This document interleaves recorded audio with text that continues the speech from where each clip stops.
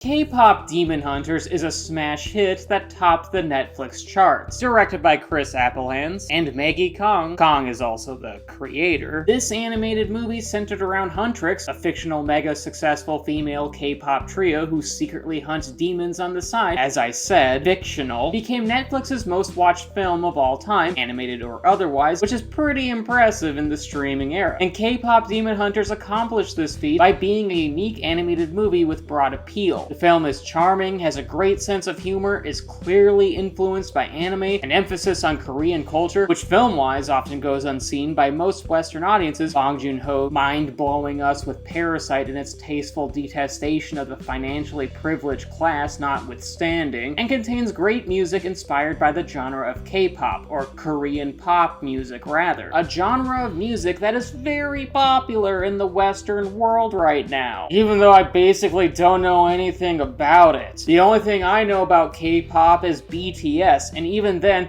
I don't really know jack. The only BTS that I have a personal connection with is Bartleby the Scrivener, because when it comes to the prospect of listening to K-pop, I prefer not to. And to be clear, joking aside, I'm not a hater of the genre or throwing shade at it at all. If anything, I'm honestly glad that this genre of music exists and makes so many people excited to listen to music. So if K-pop is your jam, I really hope you're having fun. It's just that for me personally, I almost exclusively listen to heavy metal because, I relate to angst and darkness because I am angst and darkness. However, K-Pop Demon Hunters' most essential and appealing attribute is the emotional connection it establishes with its audience. See, despite the film's entertaining nature and catchy musical numbers, K-Pop Demon Hunters weaves a meaningful narrative with depthful thematic storytelling. Yes, the movie where our lovely singing demon hunters chow down snacks like little piglets living their best life has something important to say. And no, I'm not talking about the protagonist idolizing a couch. No relation. What I'm talking about is the narrative. See, K-Pop Demon Hunters' main protagonist, i.e. Rumi, hides a secret from Mira and Zoe, her two Huntrix compatriots. And as far as secrets go, it's a doozy. As demon hunters, Rumi, Mira, and Zoe were conditioned to view all demons as a threat to mankind, which, to be fair, a lot of them are dangerous because, demons kill people. Pretty self-explanatory. But this is a problem considering that Rumi's father was also a demon, which mathematically speaking means that Rumi is half demon. Don't tell the Doomslayer. In her childhood, Rumi was raised by the demon hunter Celine after Rumi's mother, also a demon hunter, no relation, died whilst Rumi was an infant, and Celine took it upon herself to train Rumi to become a demon hunter, all while unfortunately reinforcing a sense of shame for her demon blood, causing modern-day Rumi to conceal her identity, especially from Mira and Zoe, as well as hide various markings across her body and arms that are indicative of her demonic heritage. Markings that at the start of the movie are expanding at an alarming rate near to areas that her cool-looking jacket can't cover up. Areas like her face, so she could always just cover up using a paper bag. She must embrace the true long-suffering Chicago Bears fan in all of us. Rumi being of demonic descent, and her resulting shame surrounding this truth, thematically reflects those of us dealing with self-loathing, doubt, the aforementioned shame, and other sorts of fears surrounding aspect of our lives, or even our identities as a whole if taboo. Which is why many LGBTQ folks,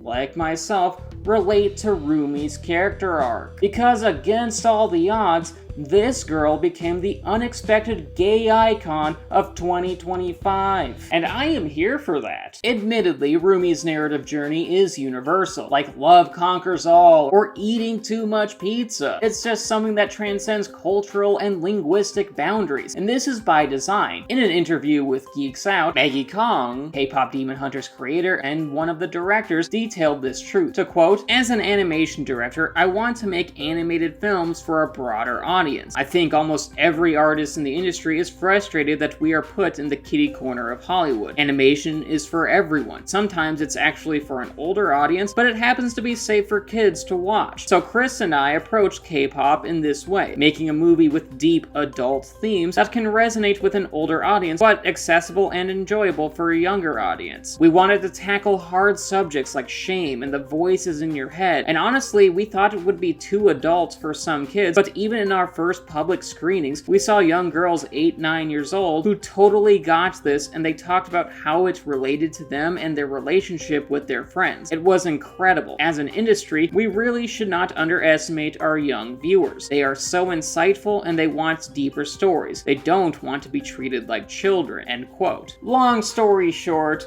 K-Pop Demon Hunters was crafted with many different audience members in mind. It is meant to be both entertaining and impactful, featuring specific themes all while being universally relatable. Meaning that it's definitely about more than just one specific angle, even an awesome rainbow-colored one, or a trans flag. But here's the thing, Rumi's arc, intentional or not, is just so unapologetically gay. It's so gay that it drives a Subaru and is ready to move in with her girlfriend after one date. It's so trans that it has a computer science degree and keeps a jar of pickles and empty cans of chugged Monster energy drinks on her desk. In other words, it's just so easy to read Rumi's characterization as being allegorical to the LGBTQ experience, particularly those in the process of coming out of the closet or those who are struggling with a double life. Kinda like Bruce Wayne and Batman, but at night, instead of wearing a combat suit, Bruce dons a cocktail dress and heels and turns all the heads. Cause even Clayface wants to get in on that action. But anyway, the point, Rumi reflects the LGBTQ experience. Ashamed of who she is after being raised to believe that having demon blood is a bad thing, Rumi loathes herself, and the prospect of Mira and Zoe discovering her deep dark secret frightens her, further compounding her sense of shame and self-hatred. And this is something that so many LGBTQ people understand on an intrinsic level, because honestly it reflects many of our coming out experiences. After all, speaking for myself, a trans woman, I was conditioned by society at large to be ashamed of my identity, whether through horrid portrayals in media, horrible political rhetoric, being the butt end of homophobic and transphobic jokes and mocking, being admonished for even showcasing even an inkling of femininity, or just the world failing to inform me what it means to be transgender. Our culture bludgeoned the idea that my feminine desires